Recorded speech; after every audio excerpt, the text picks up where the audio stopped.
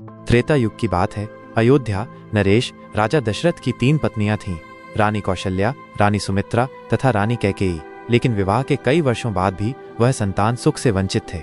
राजा दशरथ की तीनों पत्नियों से उनकी कोई भी संतान नहीं हुई थी।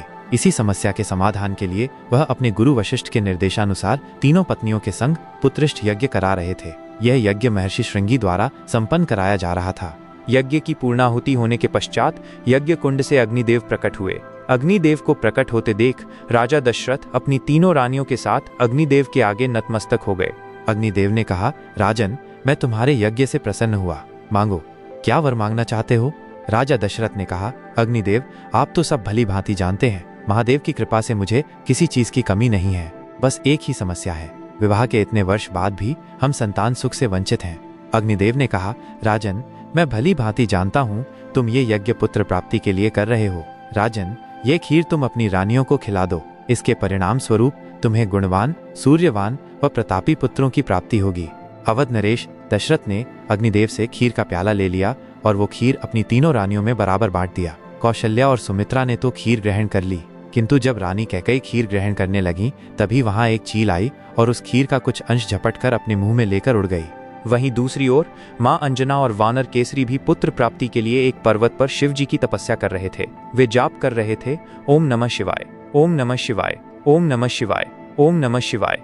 उसी समय वह चील संतान प्राप्ति के लिए तपस्या कर रही अंजना माता के ऊपर से उड़ रही थी। तभी खीर का कुछ हिस्सा उनकी हथेली में आ गिरा। इस कारण मां अंजना का ध्यान टूट गया। उन्होंने आंख खोली और देखा कि खीर का कुछ अंश उनकी हथेली पर गिरा हुआ है। उन्होंने बिना देर किए केसरी जी को बताया, सुनिए प्रभु, आंखें खोलिए। केसरी ने पूछा, क्या हुआ प्रिय? अंजना ने कहा, यह देखिए प्रभु, जब मैं तप कर रही थी तो न जाने यह खीर का अंश मेरी हथेली पर कहां से आ गिरा। केसरी ने कहा, हे प्रिय, इतनी चिंतित क्यों होती हो? जरूर ये भगवान शिव का दिया हुआ प्रसाद होगा। तुम भी इसे भगवान शिव का प्रसाद मानकर ग्रहण कर लो। पति की बात मानकर मां अंजना ने वो खीर ग्रहण कर ली और इसके फलस्वरूप वो गर्भवती हो गईं। एक दिन माता अंजनी पर्वत के शिखर पर डूबते हुए सूरज की खूबसूरती को निहार रही थीं। तभी अचानक वहां तेज हवाएं चलने लगीं और उनके वस्त्र उड़ने लगे। उन्होंने चारों तरफ देखा, वाह, पेड़ों के पत्ते स्थिर थे। उन तेज हवाओं से वो पत्ते हिल भी नहीं रहे थे। अरे ये कैसा जादू है? मेरे आसपास इतनी तीव्र हवा क्यों है? यहाँ के वृक्ष के पत्ते तो रेश मात्र भी नहीं हिल रहे। हो ना हो यह जरूर किसी असुरी शक्ति का कार्य है। कौन है वो दुष्ट जो एक पतिव्रता स्त्री का अपमान करने की कोशिश कर रहा है? वो मेरे समक्ष आए। तभी पवन देव प्रकट हुए और बोले, देवी, क्रोध ना करें और मुझे क्षमा करें, मैं विवश हूँ। पवन देव ने आगे कहा, देवी अंजना, आप पूर्व जन्म में इंद्रदेव की सभा में अप्सरा थीं। आपका नाम पुंजित स्थला था। आप अत्यंत रूपवती थीं, लेकिन आपका स्वभाव नटखट और चंचल था। एक बार की बात है, एक वन में एक ऋषि तप कर रहे थे, लेकिन आपने नटखटपन से भूलवश तप कर रहे ऋषि के ऊपर फल फेंक दिया। इससे ऋषि की तपस्या भंग हो गई और वे क्रोधित हो गए। ऋषि ने क्रोधित होकर कहा, कौन है वो दुष्ट जिसने मेरी तपस्या में विघ्न डाला? तुम हे नारी, यह कार्य तुमने किया है। प्रभु ने तुम्हें इतना अच्छा रूप दिया है, लेकिन कार्य वानरी वाले, जा, मैं तुझे श्राप देता हूँ कि अगले जन्म में तू वानरी बन जाएगी।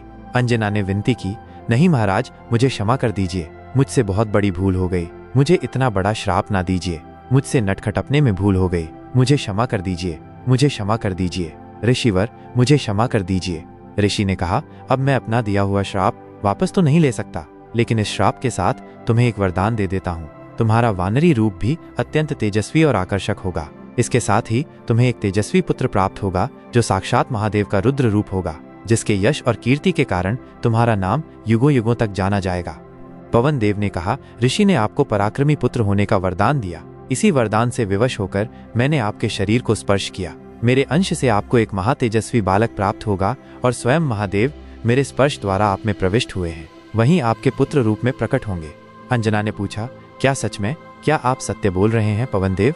पवन देव ने उत्तर दिया, मैं सत्य बोल रहा हूँ अंजना। तुम्हारे गर्भ से अत्यंत बलशाली व तीव्र बुद्धि वाले एक संतान का जन्म होगा और पूरा संसार उसकी युगों युगों तक पूजा करेगा, जो संसार में हनुमान के नाम से भी जाना जाएगा। तो इस प्रकार से हनुमान जी का जन्म हुआ।